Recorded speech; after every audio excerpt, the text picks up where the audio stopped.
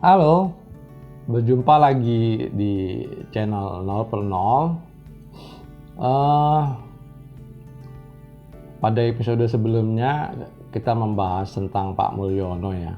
Nah, di situ masih ada komen juga yang minta membahas atau memainkan musik, tapi kayaknya saya tunda dulu, episode berikutnya baru saya tampilin musik ya. Kali ini kita akan bahas soal setan gitu. Setan ini apa sih gitu kata. Definisi umumnya setan ini adalah makhluk halus yang tidak kasat mata yang sering menggoda manusia. Ya, definisi umumnya seperti itulah. Dan masih banyak definisi lainnya. Setan ini berasal dari kata Arab, dari bahasa Arab ya, yang disebut as-syaiton gitu. Kata ini digunakan untuk menyebut makhluk halus yang punya sifat sombong dan membangkang kepada Tuhan gitu. Kemudian dalam definisi lain pun ada yang mengatakan bahwa sosok yang mewakili kejahatan dan musuh Tuhan. Tapi kalau saya kok dikatakan musuh Tuhan, nggak mungkin ya, nggak logis gitu loh kalau Tuhan punya musuh, karena semuanya adalah hamba Tuhan. Kemudian ada yang menyebut juga dengan raja surgawi yang jahat, dan berbagai macam mitologi lainnya yang menyebutnya dalam berbagai hal gitu. Banyak sekali jenis setan di dunia ini, tergantung dari mitologi dan dari negara mana dia asalnya gitu. Contoh misalnya Dracula, Annabelle, Bell Witch, kalau di Indonesia mungkin kuntilanak, pocong, dan lain-lain lah. Nggak mungkin saya persebutkan satu-satu gitu. Misalnya dari mitologi Cina, dari mitologi Jepang, itu nanti punya jenis setan yang sendiri-sendiri gitu. Setelah saya jelaskan tadi definisi setan pada umumnya dan mitologi setan dan segala macam lah itu tadi ya. Arah pembicaraan saya bukan pada setan yang itu ya. Arah pembicaraan saya tuh lebih ke dalam setan yang ada di dalam hati kita, atau dikategorikan hawa nafsu. Nafsu keinginan punya sesuatu A, atau punya pengen sesuatu lagi B, katakanlah pengen punya rumah, pengen punya mobil, itu sih wajar gitu ya, pengen itu, cuman dengan cara yang wajar juga seharusnya. Nah, dalam hal ini bagaimana cara kita mengatasi setan yang ada dalam hati kita? Dalam hal ini ada ceramah singkat, emang saya potong gitu ya, ceramah dari Mbah Maimun Zubair yang isinya seperti ini ya.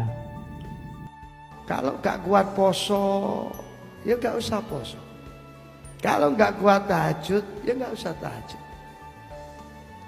Kalau nggak kuat seneng sodako, wong pancene gak duwe duit, ya gak usah sodako akeh-akeh. Kalau gak pinter maca Quran, ya gak usah tirakat maca Quran.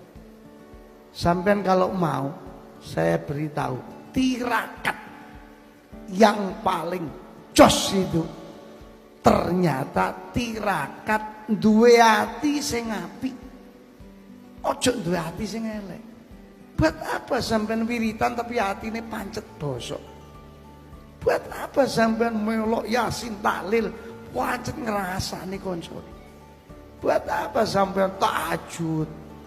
Tiba hatine pancet elek. Nauzubillah. Itu tirakat ternyata. Ati sing apik iku tirakat. Jadi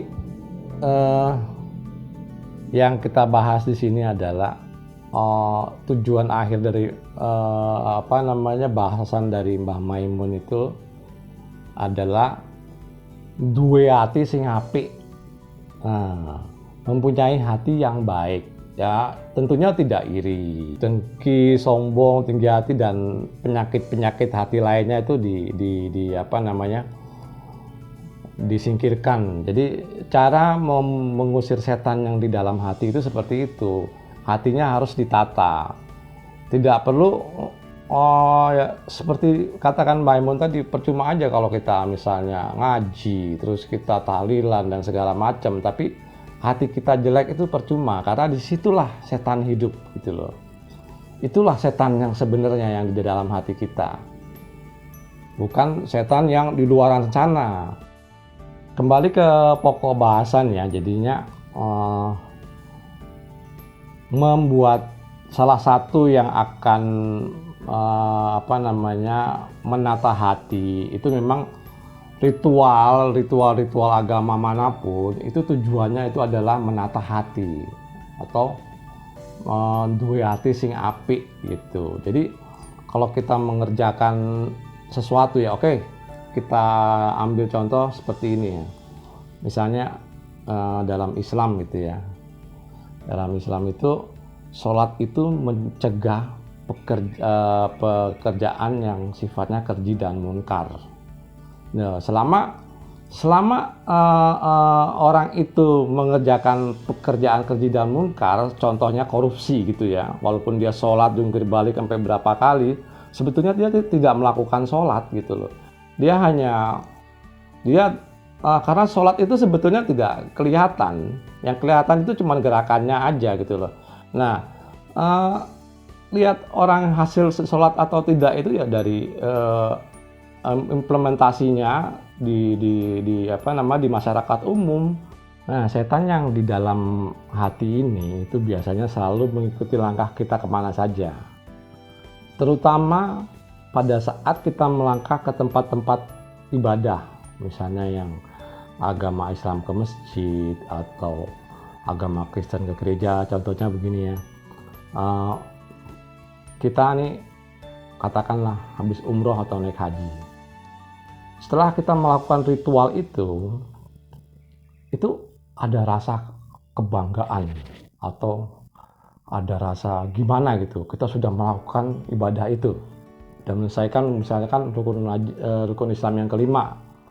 Itu kita merasa bangga, kita sudah jadi haji gitu. Nah, itu setan itu yang lebih bahaya timbang setan yang berbentuk kuntilanak atau pocong dan segalanya.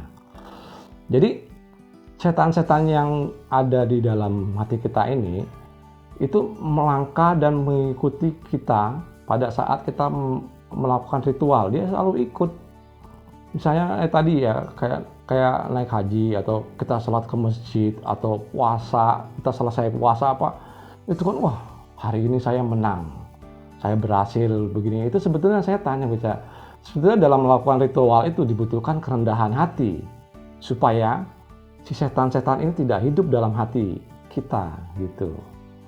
Kalau setan-setan yang begini dia nggak akan mau ikut kemana namanya ke diskotik atau ke klub malam, nggak akan ikut dia, karena kita kalau ke klub malam udah ke diskotik kan udah jadi setan juga. Jadi dia nggak perlu ikut, justru dia ngikut tuh ganggu kita saat kita melakukan ritual. Entah kita ke gereja ya, keluar dari gereja kita kan jadi beda gitu. Jadi merasa lebih soleh dari yang lainnya kita seperti itu. Nah, setan ini yang lebih berbahaya timbang setan yang ada di luar sana yang membuat hati kita menjadi sombong. Makanya pesan Mbah Maimun tadi adalah duwe hati sing apik, itu akan mengalahkan setan yang ada di dalam hati. Baik, kita ambil kesimpulan untuk hari ini. Jadi bahasanya itu adalah untuk mengalahkan setan yang ada dalam diri kita itu duwe hati sing apik atau punya hati yang baik gitu. Nah, itu mengendalikan, kalau orang udah punya duwe hati sing apik itu dia sudah bisa mengendalikan hawa nafsu atau setan yang ada di dalam hati. Nah, yang paling bahaya memang setan yang di dalam hati ini ketimbang setan yang di luar sana yang diceritain di film-film. Itu nggak ada bahaya sama sekali. Untuk sementara saya cukupkan sekian tentang masalah setan di dalam hati, dan saya tetap berharap kepada teman-teman untuk komentar di channel saya. Oke, dan terima kasih.